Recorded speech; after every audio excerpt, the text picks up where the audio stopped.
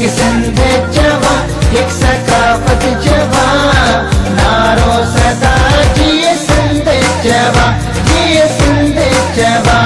नाज़रीन, अवामी न्यूज़ में ख़बरनि जो सिलसिलो जारी है। हिन वक़्तु असीं तव्हांखे खिपरो में ख़बर ॾींदा हलूं त खिपरो में अवामी न्यूज़ जे ॾिनल क़ौमी काज जे सॾ खे समूरी सिंध में भरपूर मोट मिली रही है। क़ौमी काज जे मौक़े ते सिंध झरके पई, सिंध मुरके पई। अवामी न्यूज़ जे ॾिनल क़ौमी काज जे सॾ खे खिपरो जे शहरनि क़ौम परस्त अॻुवाणनि पारां भरपूर आजियां कई वई है। 5 डिसंबर सकाफ़ती ॾियारो मल्हाइण जो वचन वरजायो वियो ऐं क़ौमी काज खे ईद जीअं मल्हाइण जो ऐलान कयो वियो त 5 डिसंबर सकाफ़ती ॾियारो जेको मल्हायो जो ऐलान कयो आहे अब्दुल रज़ाक राजपूत साहब ऐं अवामी न्यूज़ जे तरफ़ां, त उनजो उनवान आहे सिंध तौमी आहे साहु असांजो ऐं तालीम सां चाहु असांजो। जीअं त असां भरपूर जेको आहे हुनजी जेको आहे मदद कयूं था ऐं आजा कयूं था त जीअं इहो हमेशह इहे सकाफ़ती ॾियारा मल्हाया वञनि ऐं अब्दुल रज़ाक साहब जी वॾी महिरबानी। असां अवामी न्यूज़ जे ऑफिस में आया आहियूं ऐं उन्हनि दोस्तनि असांखे इनवाइट कयो आहे सकाफ़ती ॾियारे सां, जीअं त सिंध तो में असांजो साह तइलीम सां असांजो चाह, ऐं अॼु उन्हनि असांखे हिते घुरायो, उन्हनि जी महिरबानी हुअनि।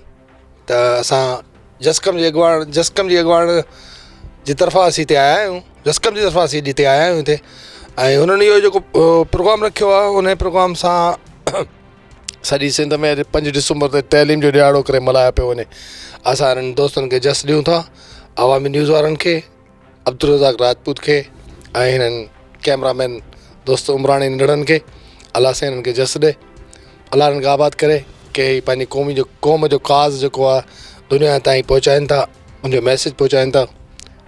अॼु जे इन प्रोग्राम जी निस्बत सां इहो ज़रूरु बयानु कंदुसि त असांजी सिंध जेका गमगीर मरहले में गुज़री रही आहे ऐं उन ते आज़माइशूं ऐं तकलीफ़ूं जाम अची वियूं आहिनि, ऐं उन जे लाइ जेको हिननि सोल्यूशन रखियो आहे दोस्तनि, बहितरीनु रखियो आहे त तइलीम ई आहे जेका असांजे मुस्तक़बिल खे, असांजे मिज़ाज खे, असांजी तबियत खे ऐं असांजी तहज़ीब ऐं तमदो ऐं रवादारी खे इहे जेका उन जी पासदारी करे सघे थी।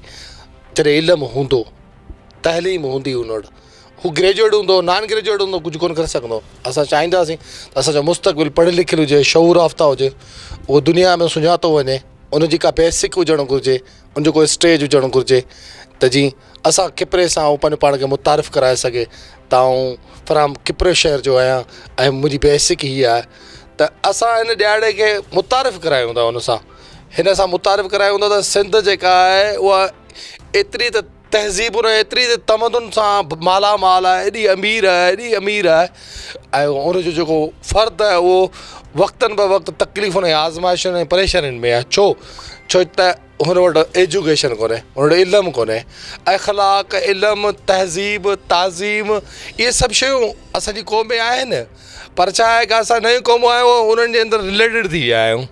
मथां वरी असांजे मथां हिकिड़ा जाबिर मुसलत थियल आहिनि जिन खे असीं सरदार चऊं, वॾेरो चऊं, पीर चऊं। अगरि जे उहे सभु चाहिनि असांजे लाइ आसानियूं आसाइशूं पैदा करे सघनि था, उहे हिकिड़े प्लेटफॉर्म ते वेहण लाइ तयारु कोन्हनि पंहिंजी अना में।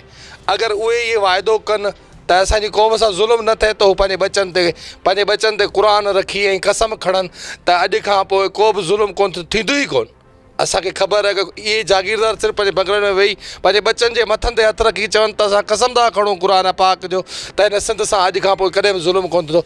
हीअ सिंध उअं ई तव्हां रंगीन ॾिसो केतिरी ख़ूबसूरत ठाही आहे, तव्हां मतिलबु तव्हांजो दिलि एतिरो ख़ूबसूरत आहे, तव्हां अहिड़ी सिंध खे ख़ूबसूरत करे पेश कयो अॼु असांखे बि हिते आंदो आहे।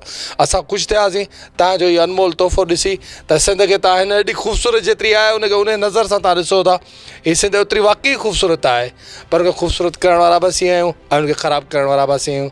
कोशिशि कयूं त असां सिंध खे ख़ूबसूरत कयूं ऐं सिंध असांजी संधी आहे, असीं उनजी संभाल कंदासीं। मज़ीद खबरों और तफसीलात के लिए विजिट करें हमारी वेबसाइट www.awamiNewsHD.com।